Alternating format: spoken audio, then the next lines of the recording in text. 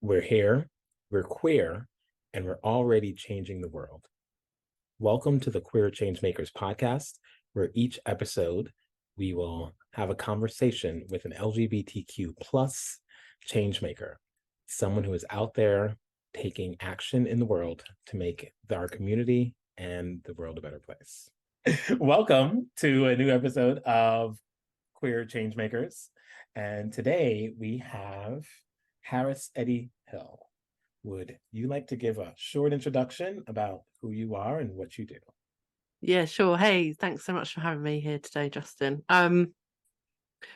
So I'm a serial entrepreneur. I'm on my fourth business. The other ones are not going now. I have had a best-selling co-authored book, which was a big surprise. That was pretty cool. That was all about queer business.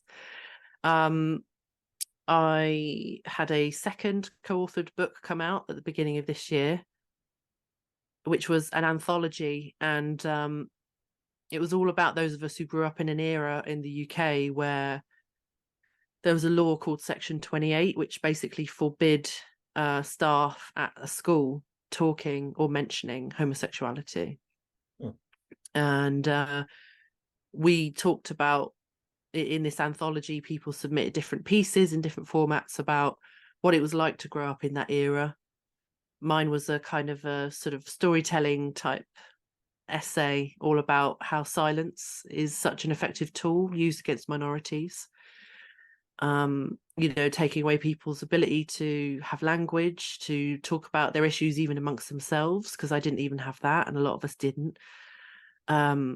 And not to mention, it left even the kind of sympathetic teachers in a situation where if we were getting bullied, a homophobic bullying and stuff, they weren't even allowed to address it because they couldn't mention, you're not allowed to do that. They weren't even allowed to say that. So it was kind of in that respect, it was like the Wild West. And the school I went to was like quite high performing in a single sex school. And even then, so I dread to think what it was like in other places. And I've also been podcasting for a long time. My very first podcast was the Transection podcast, and that ran for about 4 seasons. And I'm currently in the planning stages of my next one, and I'm planning for it to be a big success. It's called It's Only Trauma, because my fourth business that I started this year is all about trauma and healing, mostly childhood trauma, but any trauma really. I'm not picky. So yeah, this has become my focus, and it took quite a long time. Like I had a lot of imposter syndrome around it, and eventually I was like, do you know what, the people that I help need this, they're telling me it's helping, like that's got to be enough. So yeah, that's awesome. It's only trauma. Yeah. It rolls off the tongue. And yeah, I was having a conversation with someone one time, and they were doing some trauma work, and part of me was like, if everyone has trauma, is trauma human? And we almost got into an argument because I think they heard that I was saying everyone should have trauma so that they can become human instead of humans will experience it. Yes. But yeah, so would you want to share a little bit about how you got into this specifically, or at least the trauma work? Yeah, so I mean, I guess it was a combination of different things looking back. But so a few things happened. One was that I had my own trauma treated, and after years and years of asking for help, I didn't even know that was possible. Since I've had it treated, I don't get flashbacks, I don't get triggered, like it really is gone. And that was a big surprise to me, and it didn't take very long either. I had PTSD and complex PTSD. My PTSD was gone in 2 hours, and my complex PTSD was gone in a matter of months. And it kind of blew me away, but at the same time, by the time I experienced it, I was like, I get why this works. Like, it's not that complicated. It's not magic. I didn't have to join some MLM or donate a kidney or anything. Like, it was just, I was like, oh, this is, it was hard. Don't get me wrong. I cried a lot. I'm not a graceful crier. There was a lot of snot. But I got, once I got through it, I was like, oh. So it seemed pretty simple. So I went through treatment for PTSD, and then a couple of years later, 2 or 3 years later, I went through my treatment for complex PTSD. And then the second thing that happened that was in between those two different treatments, I trained as an NLP practitioner and timeline therapist, which gave me a really good basis for learning how the brain works and listening to what people say and noticing when people say things that it indicates what they believe. And, so kind of being aware of that and then being able to talk to them about what they're saying and what they believe and what they feel. Being like, do you notice that you say this? And they're like, oh yeah. I'm like, does that mean you believe this? And they're like, yes, I do. And then we say, well, is that a helpful belief? Do you want to change that? How do you feel about it? So it's really interesting. Also, I'm autistic and ADHD, and I just love brains and people and how everyone's different, and I just find it just really fascinating. So I did that training. I then went traveling. I shut down my original 3 businesses, which were in beauty, DEI, and professional house sitting. So I had 3 very different things. Shut it all down, went traveling, had a breakdown, came home with said breakdown. That's when I had my treatment for my complex PTSD. And once I was back on my feet, I got a job in the NHS, the National Health Service, which is our free point of service healthcare here in the UK. And I worked as a health and wellbeing coach for just over a year. And in that time, I was just working out of GP practices. So I was just seeing your everyday people from all walks of life. It was in Southeast London. I never lived there. It was like the most insane commute of my life, and I don't miss it. But whilst I was doing this work in Southeast London, it's very diverse in London anyway, but that particular area, you had a huge range of people from different kind of socioeconomic backgrounds, different cultures, religions, like you name it. I had like people from every kind of background. Some people didn't even speak English, so we did a lot of our work through interpreters that we had on the phone. It was really interesting. And off the back of that, every single thing that people were coming to talk to me about, whether that was managing their diabetes or a little bit of stress, everything came back to childhood trauma. Hmm. And obviously it was part of my complex PTSD was all about family trauma, intergenerational trauma, all of that stuff. And so I could see it from a mile away. And I realized that all of the conversations I had and the way that I was supporting all of my patients was all to do with childhood trauma, the relationships they'd grown up with, if they were from a multi sort of ethnicity family like I am, then there might be some stuff in there where they kind of watched the kind of more privileged side of their family treat the less privileged side of their family badly, which is also familiar to me. And just everything that you could think of, I saw it, and I was sort of at a point where I was like, I'm really passionate about this, and this ends up being the conversation, childhood trauma. So many people will tell you, oh, my background and this happened and my dad left us, or my parents used to get drunk and have these fights, or my mum was in hospital because of my dad, or all these different things. And I'd mention the phrase childhood trauma, and they'd be like, oh, but I don't have that, do I? And I was like, well, I mean, you've described that you get very anxious when people raise their voice, and you don't feel safe enough to say no. You people please a lot because it feels safer to you than actually saying to people what you really want. You're either in lots of dysfunctional relationships, like romantic relationships, or you avoid them altogether. You're hyper independent or get taken advantage of by your friends all the time, so yeah, I think it probably is childhood trauma. And they're like, oh. So I was ready to specialise, I was passionate about it, and the NHS weren't ready. Like the fact that coaches even work in the NHS is already like a big deal for them, which is fine.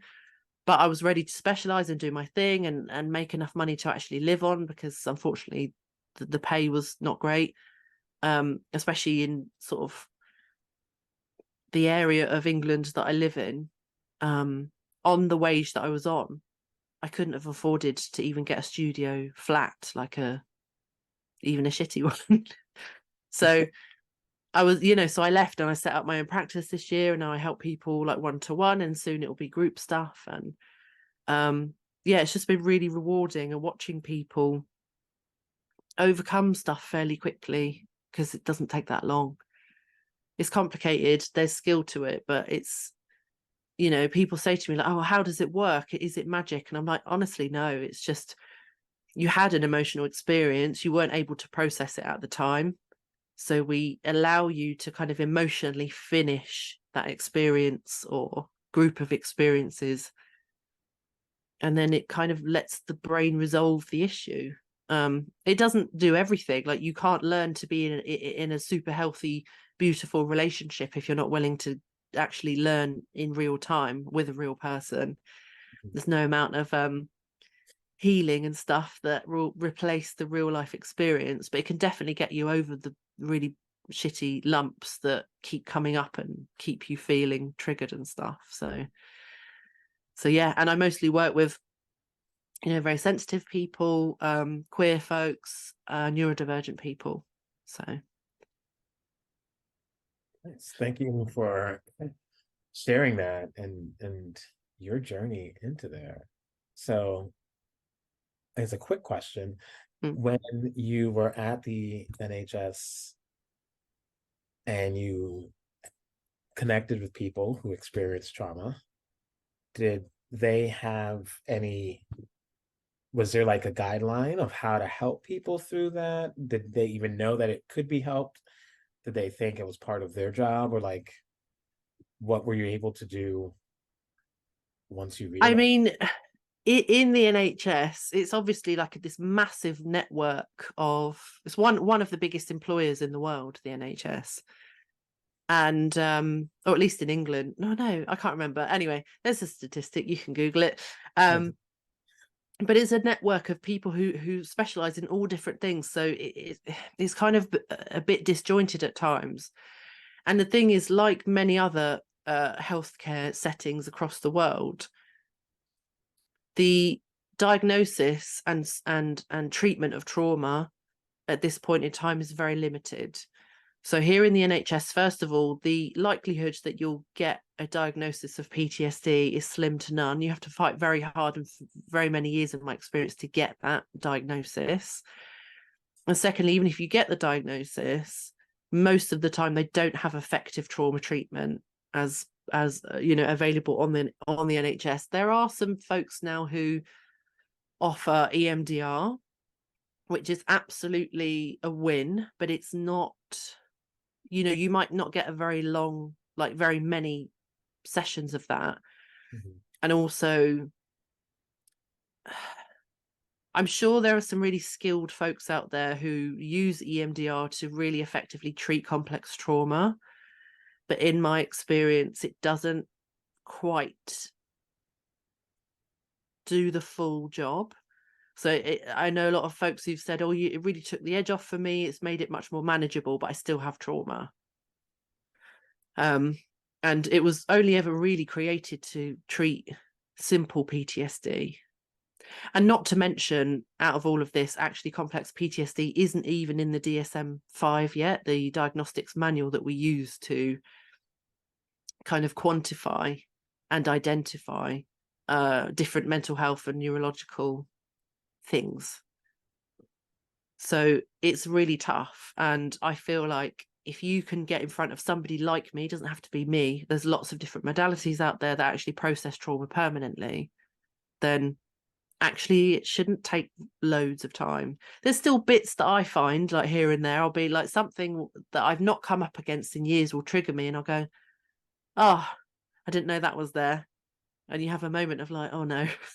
But then actually it's not as bad. Like you're like, oh, I know how to cope with this, I know what to do, and it's not so bad. So I don't think that you can get rid of complex PTSD in total, not like I still think you can find a few bits here and there later when you come up against it. But I think overall, when you've got over the worst kind of lumpy bits, then it's a big relief, and you actually get to find out who you are without trauma like potentially tripping you up all the time, which is weird but good. Yeah, that line right there, you could find out who you are without your trauma. That definitely stands out. Yeah. Because yeah, I think we all have some level of trauma. Yeah. Maybe little t, big T, maybe simple, maybe complex. Um, that we get to work through, and like, who would it be? Who could I be?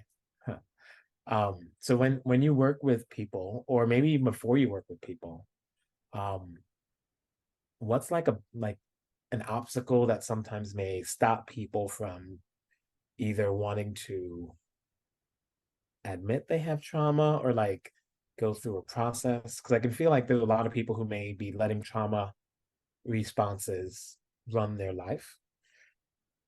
Yeah, how do you, I don't even know what that question is. Yeah. How do you, um I get you. I get yeah, you. So there's a few different things. One of them is that like a lot of people feel that in them admitting that they have complex trauma from their childhood, they're basically saying that their parents are bad people. And that's usually like often actually not the case that your parents are bad people. It's often that they didn't have the language to describe what they went through or how they felt, and they just did their best with their parenting. And it just so happens that a lot of their programming from parenting came from their parents who were also traumatized. So it's not necessarily an indictment of your parents. It's not necessarily saying like they're shit people who were really malicious and hurt me. But also I think the flip side of that is that some folks actually do feel that way about their parents. They might have had a narcissistic parent or emotionally immature parents who caused a lot of grief and pain. And actually for them to even admit that is emotionally difficult to confront. So there's that. And also I think one of the most common things that trauma does for you is that it protects you from people who you're suspicious of and you don't know very well, or people you're not 100% sure about, or you don't have like overwhelming evidence that that person is a safe person. And even when you've got that, there's a part of you that's still hyper vigilant and still waiting for that person to kind of screw up and let you down. So I think the very nature of having trauma means that it can be difficult to rely on somebody for any kind of help.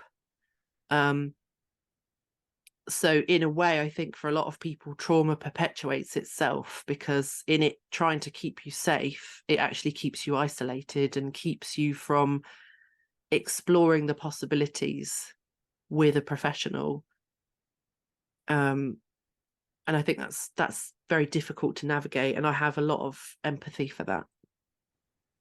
so let's say someone exhibits some of those qualities that you mentioned. What options are out there? So one, how people could work with you specifically, but also let's say someone's dealing with that, right? They're not quite ready to admit they have trauma, and then not quite ready to admit they have trauma to someone else. So I guess two questions in that. How can people work with you to overcome, understand some of this? And for someone who's not ready to work with someone, what might they be able to do? I think for somebody who's not ready to even have that discussion or admit it to anybody else, but you're thinking about it, I would really recommend. I've actually got audiobook list. It's 4 audiobooks on my website that I recommend to people to kind of start to build a framework in their mind of what healthy relationships look like, how to put words to what you've been through, how to identify all of that. Like, you know, and obviously this is only 4 audiobooks, so you're absolutely not going to break the bank. Hopefully most folks can afford an audiobook. And yeah, I think it's useful to feel empowered in your own knowledge of what healthy relationships look like, what I've been through, what kind of categories of things I've dealt with, because I feel like so much of healing is in coming back to yourself and feeling that you're educated about your own mental health, you know, that somebody else isn't kind of like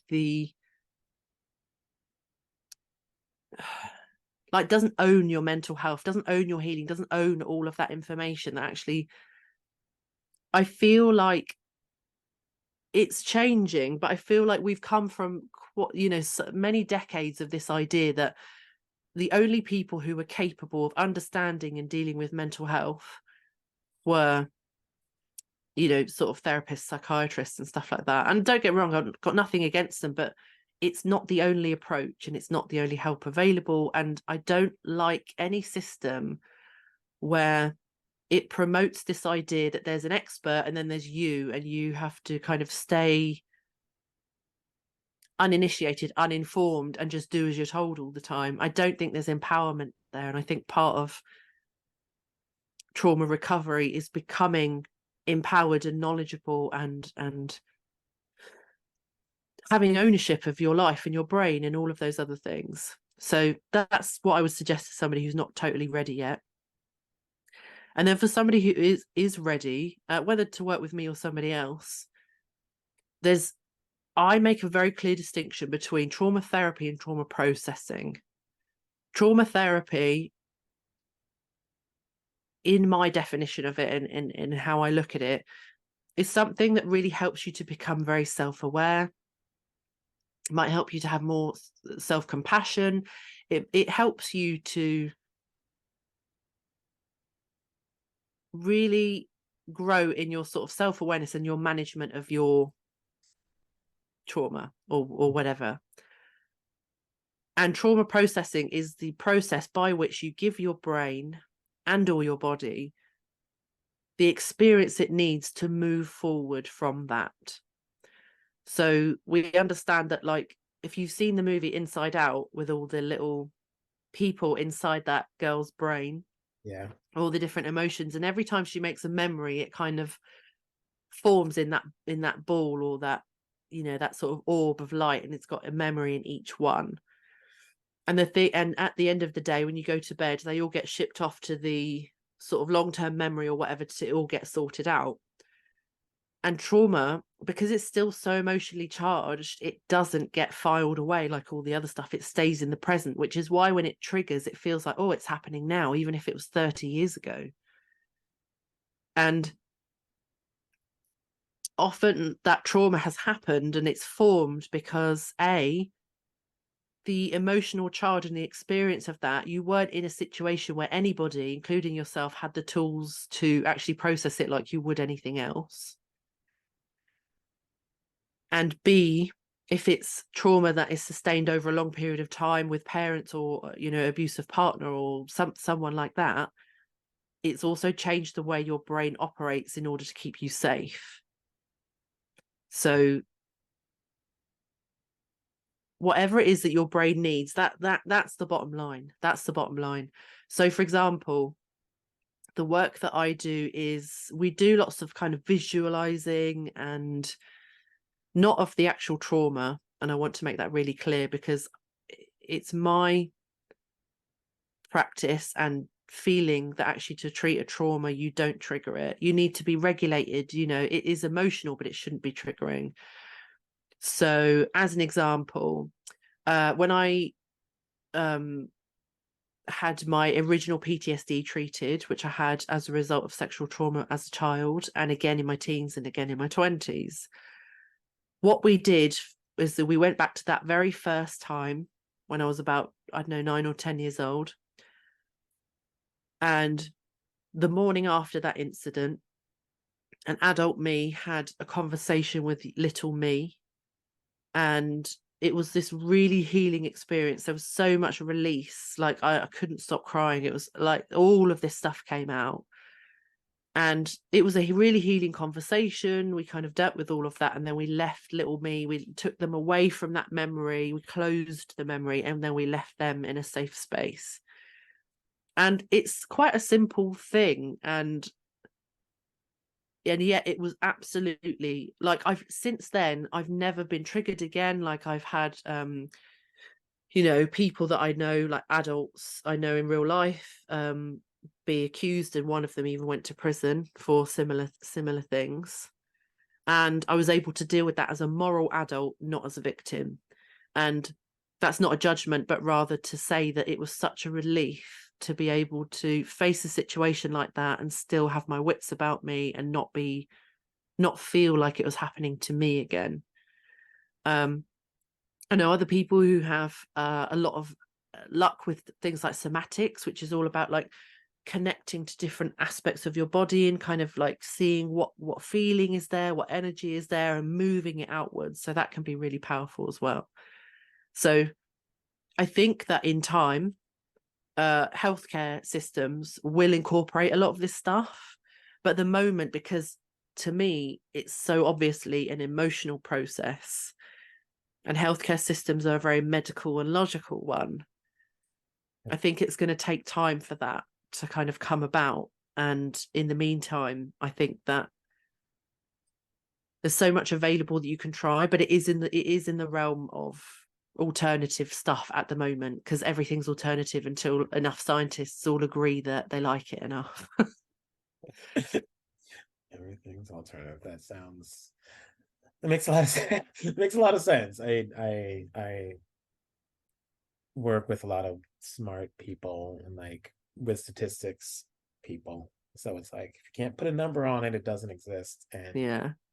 how do you measure an emotion? And there's definitely no way to compare my emotion to your emotion. Right? Even if I think a joke is like 9 out of 10 funny, you might think it's 4 out of 10, and it's true. I don't know why I go to joke, because it's more fun. Okay, so in our entrepreneurial journeys and life journeys and career journeys, we all experience challenges, and life isn't always Instagram. Is there one challenge that you've experienced in any of those directions that you would like to share and how you overcame it?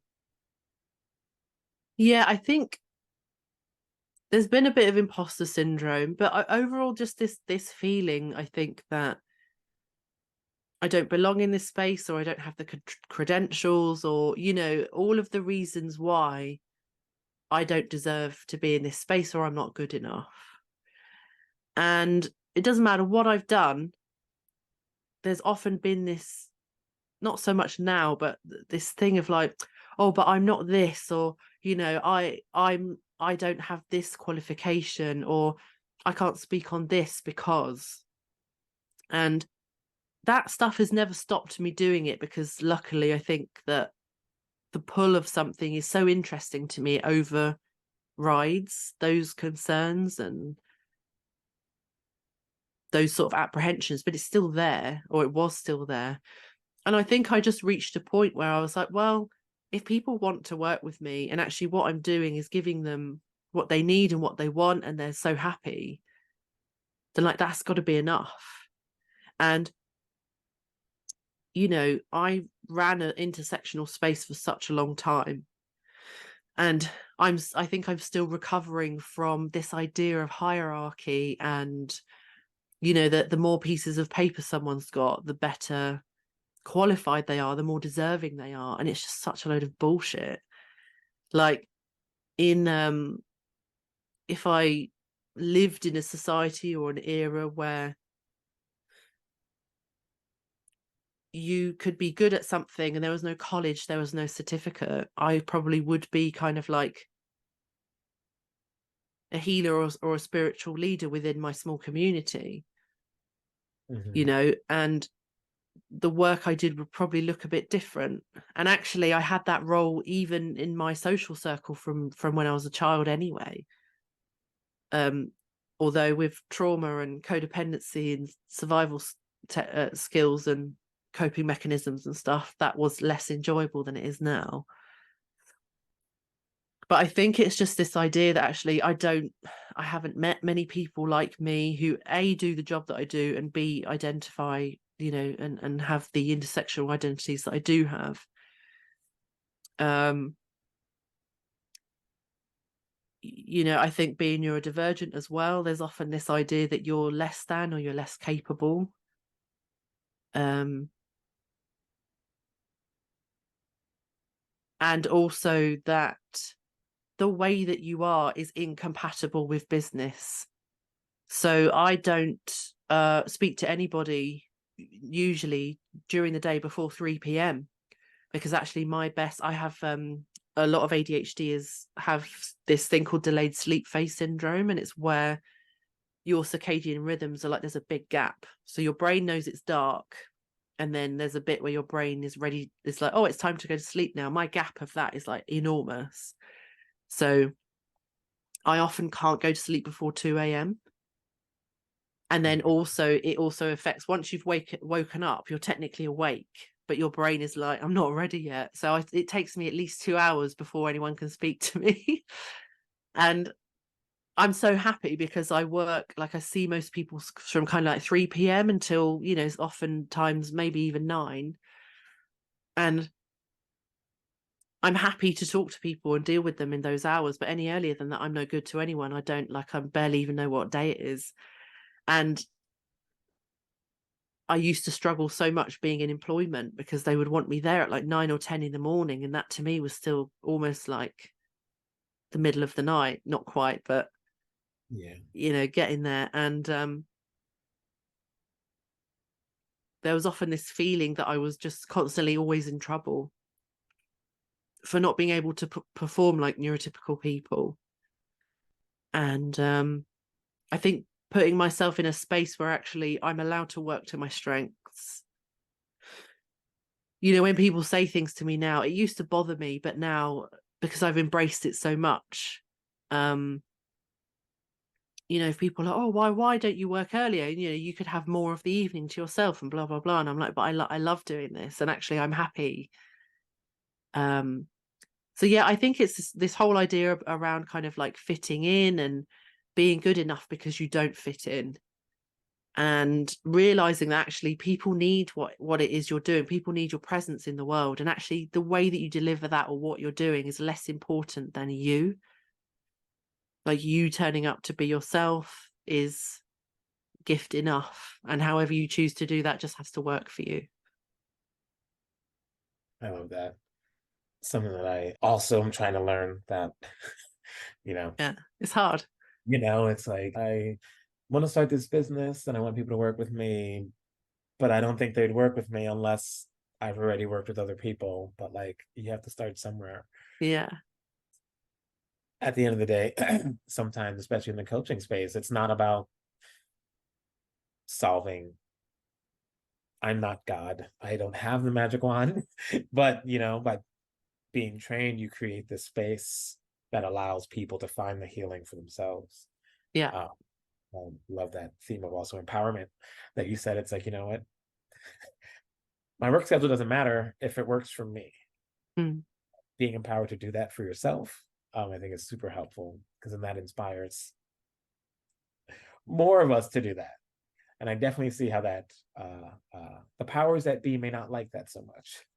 It's a lot easier when everyone shows up at the same time and no one, everyone seems to be the same, all good. But I love that you're reclaiming that for yourself and sharing that example so that others can do that for themselves as well. Oof. Where do I go next? So, right now, when it comes to what you're doing, if you had a magic wand and it could help out some part of your business, projects, or life, what's one wish you make with that magic wand? I think I would, I've had a decent-ish following for some years. But I think my next thing is really learning to connect with people. I mostly spend most of my social media time on TikTok now, which I'm like mildly obsessed with. And I love how much I learn on there. I learn so much on there every day. I love the comment sections are usually just absolutely hilarious. I don't find so much toxic stuff on there, and I especially think like how the algorithm works for me just brings me lots of just hilarity and interesting things, and that's kind of my brand. So I think learning to get really good at video content is my next thing. But again, I have this thing of like, I feel like being like having a conversation with me over time, you start to get it, but I don't know how I can condense that. Like I'm much better at long form. I think that's why I like podcasting so much, because it's a long conversation. But to kind of cram all of that into like 1 minute, 3 minutes, whatever, is really tricky. But I also recognize I think it's going to be once I get the hang of it, it's going to be easiest for me in terms of my kind of energy levels of what I'm capable of each day. Like doing lots of writing and typing and stuff. I love it, and I am a writer. But I don't have the energy for that every day. So, and I also think it's just a really good way to connect with people. People get your vibe a lot more if you're on video all the time, and they connect with you, and you're able to disseminate information much better, I think. So I think that's the next thing. But I think I need to sort of make a commitment that I'm going to make a video like at least once a day and just get on with it. That's one of those directions I sometimes when you want to do something and you want to do it, so you avoid doing it and you pretend Yeah. you don't. Yeah. That's how I feel about the TikTok and the videos daily, because they're not hard, but it doesn't mean that I'm like, yeah, done. Um, and I do think that is a challenge of how do you the stories you share, the ideas you shared so far, like I don't know how you would share that in less than a minute. Like Yeah. even if each area was just less than a minute, that also is just so deep.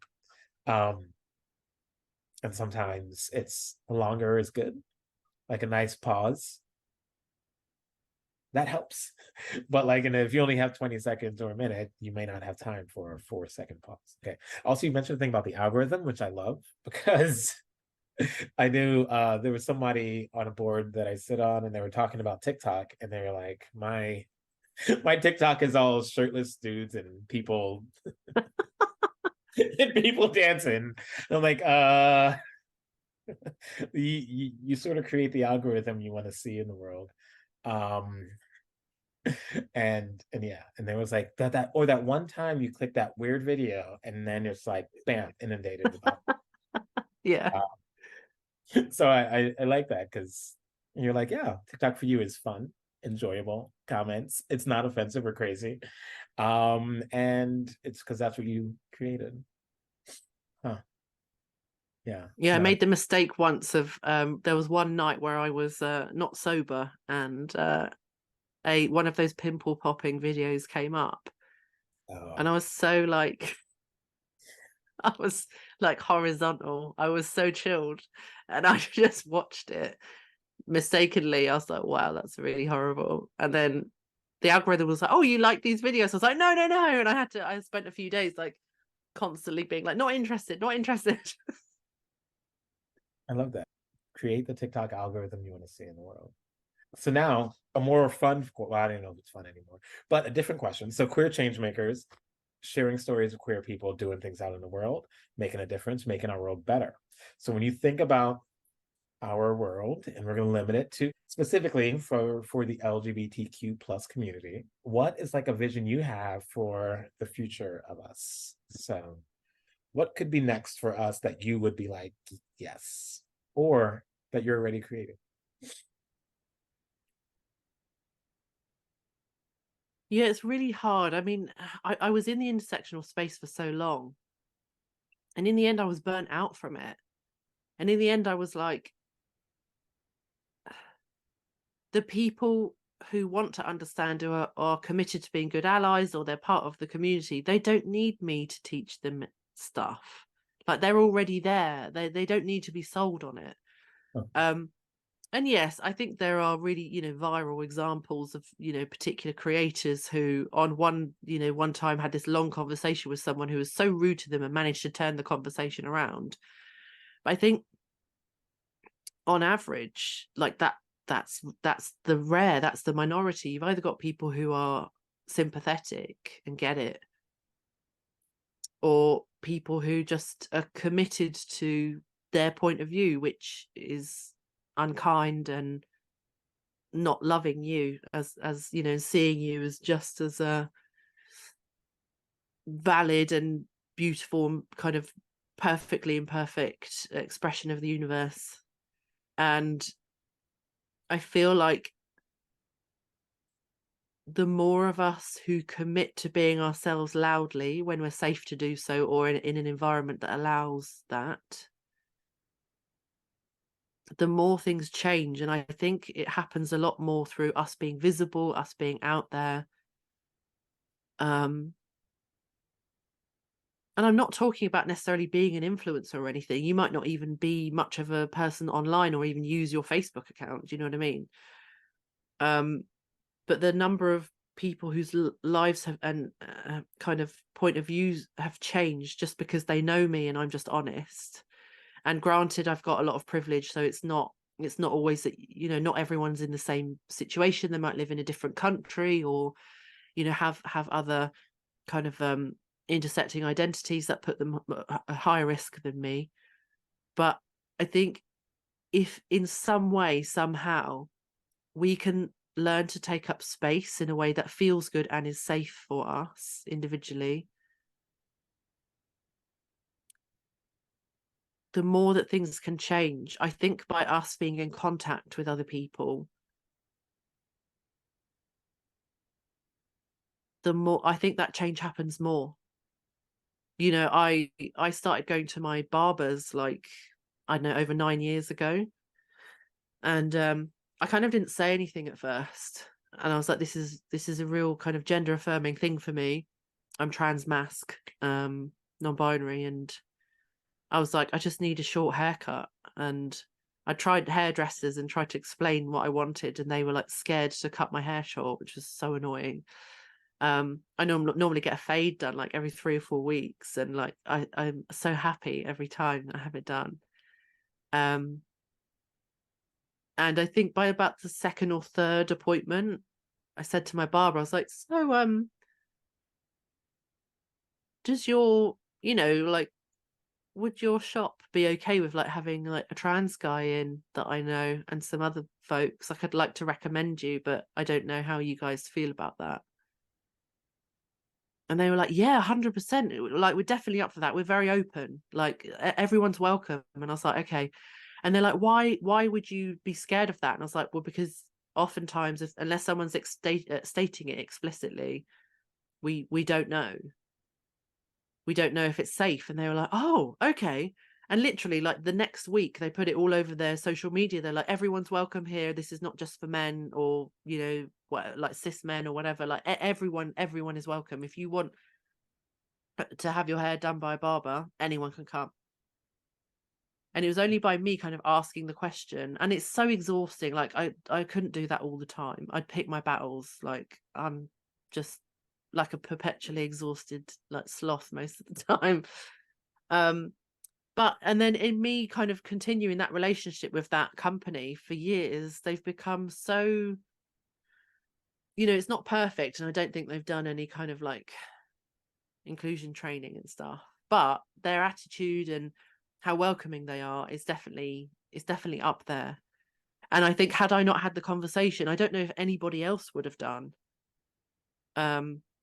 So, I think you can do stuff like that anonymously from sort of social media accounts if you want to. And I'm not suggesting that we all go around do that, but I think even just to kind of be like, I'm here and I kind of want to talk to you, or I might want to work with you. Like, are you up for that? I think there are a lot of people who are like, yes, absolutely. Hmm. So I feel like the change is going to happen for us by us doing what we want to do and kind of challenging people a little bit just by being present. I didn't engage those people in conversations about politics or anything else. All I said was, there's people like me in my community who want to use your business. Is that okay with you? Like, are we welcome? And I just turn up, and it's become like a normal part of their business. Like, they all know me when I walk in there, and I think we need more of that. I love that. Having people just be proud and out and just being themselves and like being there to ask that question. Because in a way, I love the idea of that question too, because it gives them the ability to choose their own way they want to approach things. And like for better or worse, I want the racist person to say they're racist. I want the homophobic person to say they're homophobic because that Yeah. saves me something. And like you said, if you have a friend, I don't want to tell my friend to go somewhere if it's not going to be good. So if you're not going to do this thing, cool. I'm going to find somebody else who does it. Yeah. And like in my conversations, I have this thing that I call big city privilege. So it's like the city tends to be much more affirming and there tends to be much more options. So it's like, if there's that one bakery that doesn't want to do a cake or whatever, cool. There might even be a queer bakery that would be even like overjoyed to do the thing and like enjoy and like connect with the community. Yes, if we live in a city, then there are services that specifically cater to us. But for everybody else, like, I don't live near a city. Yes. Or I live near towns and stuff, but there isn't the same diversity is not available. And I think it's great to use kind of queer owned businesses and services and stuff for us when we can, and kind of support our other kind of queer siblings, and that's great. But I think if we want change to happen and integration to happen, and also just because a lot of us don't have those queer options, then we need to, I don't know, I guess infiltration, but it is the wrong word. But It's in a way, I think it might be the wrong word, but it's only society that makes it be the wrong word. Because yeah, it's also not infiltration. Because I feel like you're already there, right? yes, You we're it's already like, I'm there. gonna go to this place and then go to that barber. It's like, no, no, no. I live here. I want a haircut. This is the closest one to me, or a near one, and that's what I'm doing.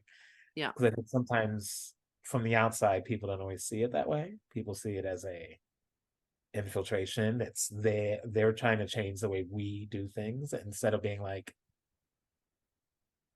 people in our community aren't able to be safe in our spaces. Mm. So is our community truly our community, or is our community about just those who we like, and those who we don't like or want to understand they should leave? Like Mm. that's more the real, in my mind, that's a more true assessment of what's going on. But I see how that message is hard. Like I volunteer with a group called SDA Kinship, and we try to build bridges between the queer community and churches. And Mm. I was around the table and someone had this question, and it was about queer things, this presentation, and like we had lunch in the middle. And someone was like, why do y'all LGBTQ people want to come into our church and tell us how to do things differently? And why are we having this conversation? Not why are we having this conversation, but why are you trying to like make us come to your side? You're like trying to shove this down our throat. And I'm like, we're not knocking on the door of your church. We are trying to hold on while you're pushing us out. Like that's the only reason we're having this conversation. It's not about you need to change. It's like, no, you raised us in this community and said that we belong here, right? Like that we're supposed to be, that we're a part of this, that you love us, right? So like when we're stopping you from closing the door in our face, that's not us shoving something down your. That's not us. Yeah, it's not Yeah, us that's such a intimidating you. yeah. It's us just wanting to hold on.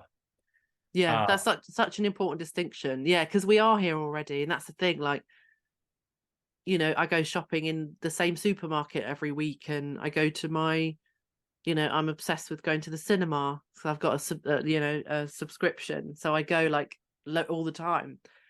And every time I use the toilets in there, I'm like, I'm already here. Like, and I can't be the only one. and that's how we change, right? Be here, be queer, change the world. Okay. This has gone in many different directions, and I love it because that's what life is. And as we share our stories, for me at least, it gets inspiring, even the sad parts of our stories, because we get to grow from them and hear from them. I realize some of these questions are not actually rapid fire, but I'm just going to go for it anyway because it's more fun. So it is October. So we're moving into fall, coming out of spring or summer, and also like the Pride season. So a question for you is, did you have a favorite moment of the summer or Pride this year in 2023? I mean, I'm a massive introvert and don't tend to go anywhere where there's crowds. But in terms of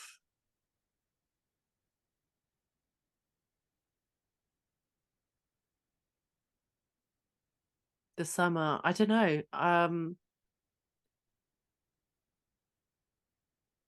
mean, I was a massive fan of the last season of Sex Education coming out, and I just feel like that's so queer and amazing. Like, it's such a good thing, and I loved it, and also was sad that it's finishing.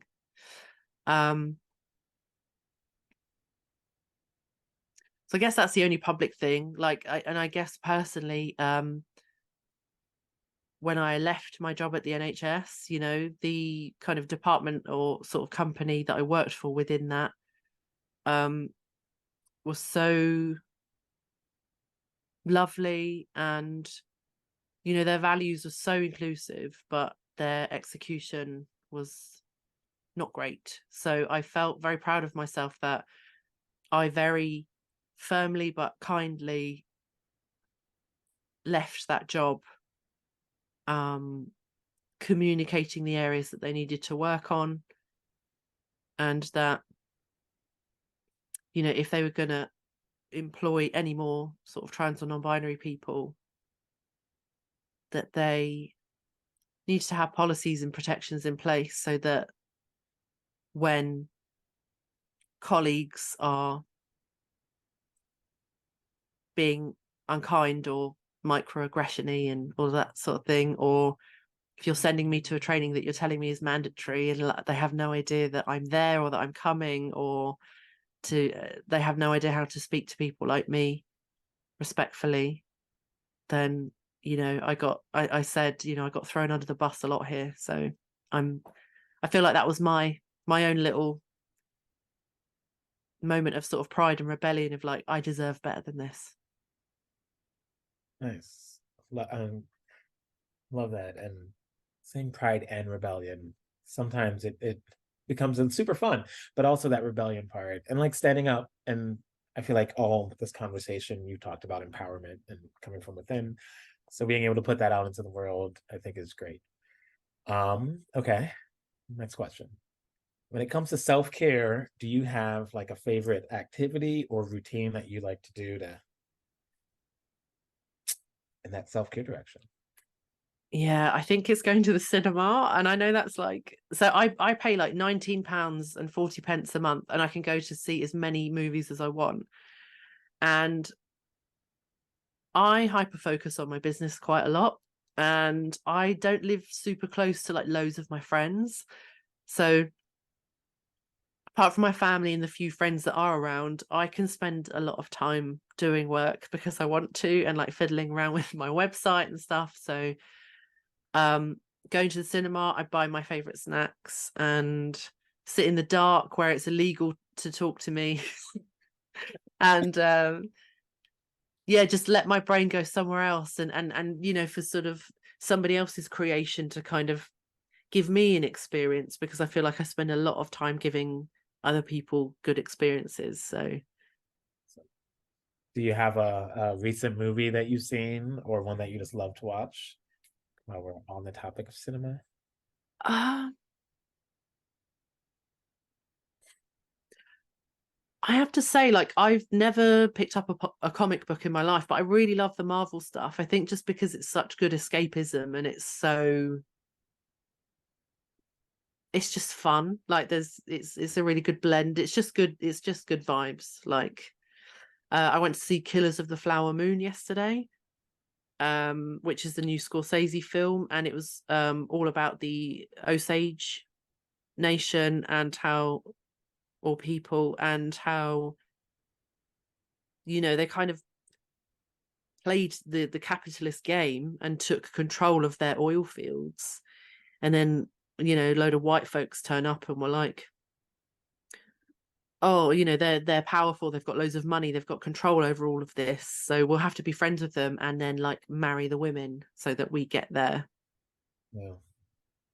their land and their oil rights and stuff. So it was as brutal as you might imagine it would be. So I don't know if that was a favorite of mine, because that was, I think, is an important story to tell and to know, but not escapism and not easy watching. Gotcha. Okay, yeah. I just saw Dix the musical. Okay. It was way more escapism. way more escapism, and some parts complicated, but many parts just like, okay, go be queer, make movie, have fun doing it. I don't know if you've seen it, but I recommend it for Well, escapism. unfortunately, I'm a really bad queer and I don't like musical theatre. So what's good compared to other musicals, this one does have music throughout, but not as, it's got a lot more of story Okay. dialogue things happening and then music things, and the music is just it's very I Okay. don't want to say wacky, but it's very queer, and yeah, you can turn parts of your brain off and just like, what is going on, but I'm enjoying this. Okay. uh, Cool. yeah. um okay, come back to life. Where are we at? We're here. Okay, my next question, do you have a joke or something you recently laughed at that was just that you'd like to share out of joy? I know a lot of jokes. I'm trying to remember like a recent one. I've got a staple joke that I can share with you that is All right. actually on my dating profile. Oh, okay. What do you call an exploding monkey? I don't know. A baboom. So bad. Love it. Oh man. So 5-year-old me would love that just as much as 35-year-old me does now. that's the thing I like about a good joke, and it could just expand all the time. Like, one of my favorite jokes these days are, what did the dog take to show and tell in school? Go on. His butt.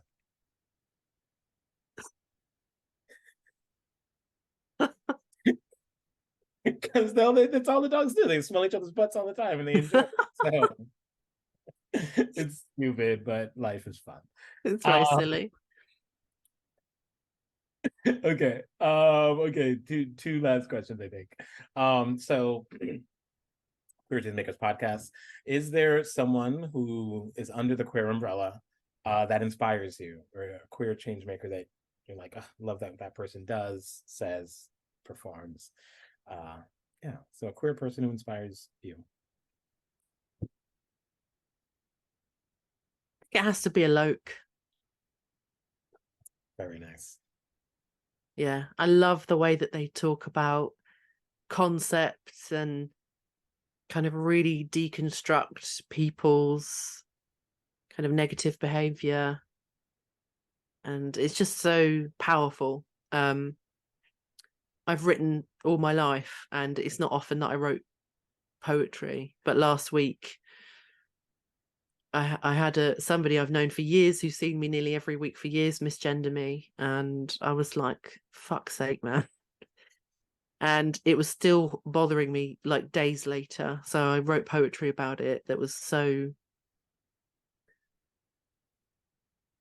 I think one of the things I'm recovering from in terms of the environment that I grew up in is the idea that you can, I'm embracing this idea that you're creative, queer, and strong, and that all of those can like often do go together, and that they're not.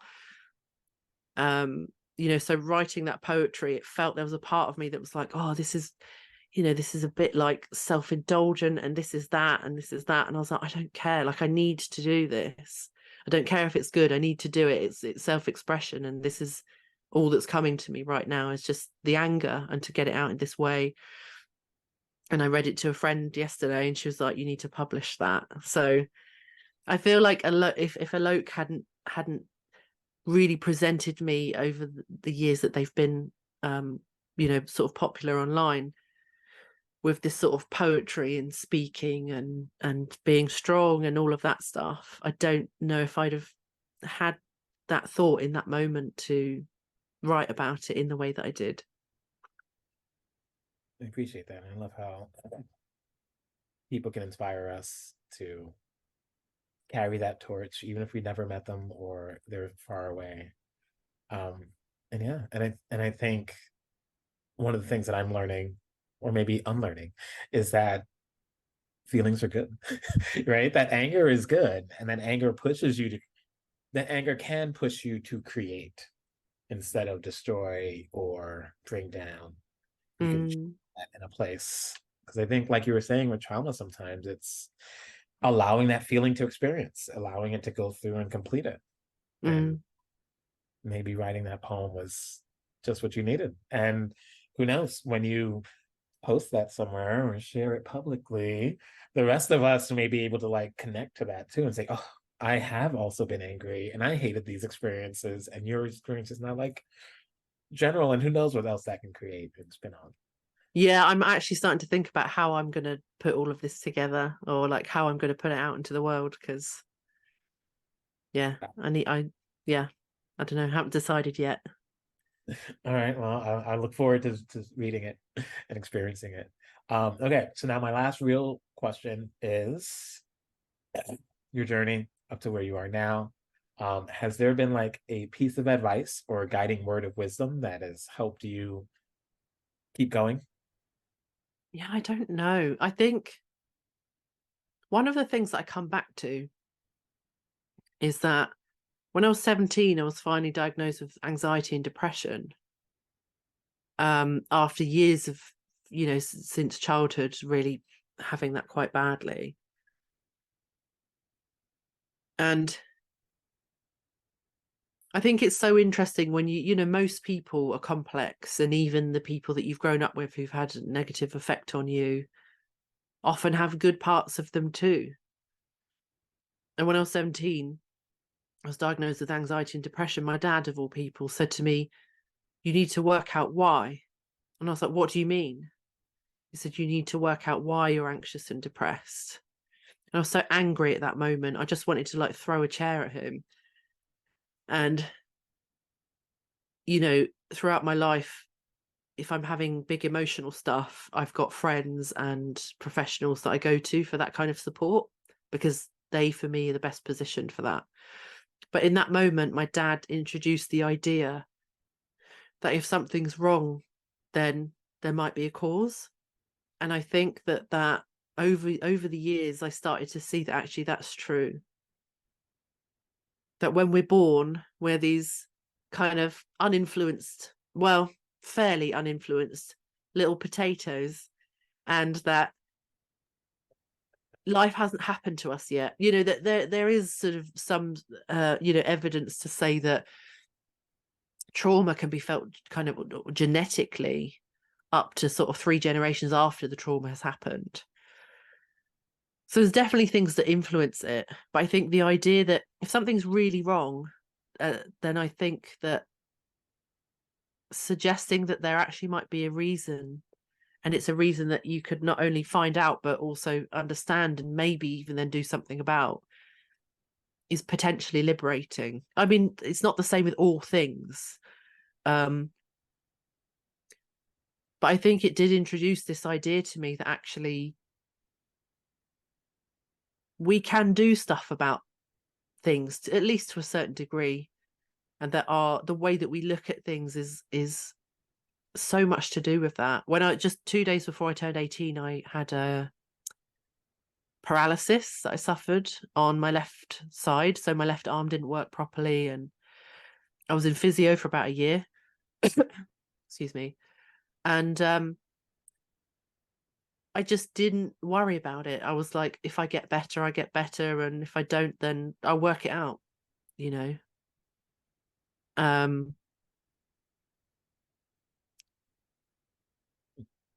so yeah, I think this sort of attitude of like, you can do something about it, you can work it out, it's a puzzle.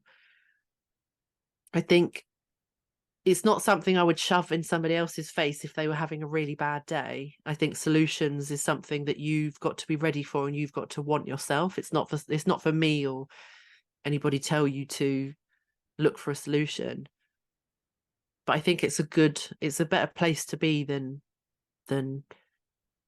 feeling negatively for a long time without change. I I appreciate that, and I do feel like there's any big word currently standing in my mind when I think about this conversation and you, it's this word of empowerment. Lots of times when you talk, that's where you come back to. So I love that. I thank you for that. I thank you for this conversation, sharing your story and what you're doing. I think you've given me you give me a lot of ways to think about empowerment and like how to feel like I could figure it out. Whether it's the imposter syndrome, whether it's traumatic responses, whether it's just being myself out there in the world. So Awesome. Thank you. thank you for the time. And then I guess the actual last question is, what is the best way for people to get in contact with you? So you can go to my website, which is harrishill.com. All of my social media links and the free healing group and all of that stuff is on there. There's loads of resources and different bits and pieces. There's a trauma healing webinar where I explain about how that works and answered some audience questions and stuff. You can go and get that there as well. So yeah, I've put all of the most useful things I can think of on there for people who need it. Thank you. And I will keep those links in the show notes. And you mentioned the book that you were a part of. So when I first started going, I like on this journey, I did get this thriving in business strategies for an LGBTQ entrepreneur. And it's cool to see that your name and face on chapter 6. Yeah, thank you. Oh, that's So it's awesome. weird because I think I just got this at some point in time. And I was like, queer books business. And then I've had this for like maybe over a year now. And every so often just read a story or so. It's cool to meet someone who was a part of that and created it. Awesome. Thank you. Thank So, you. thank you for being here. Thanks again for the conversation. I will have your information on the notes, and I hope that everyone will be able to take something good from this. And Yeah, me too. Thank you. Thank you for listening to this episode of the Queer Changemakers podcast. I'm your host, Justin Mezzatine, and I hope that you're able to learn from what you just heard and think of ways that you yourself can also make change in your community for the better. Take care, and I'll see you next time. Goodbye.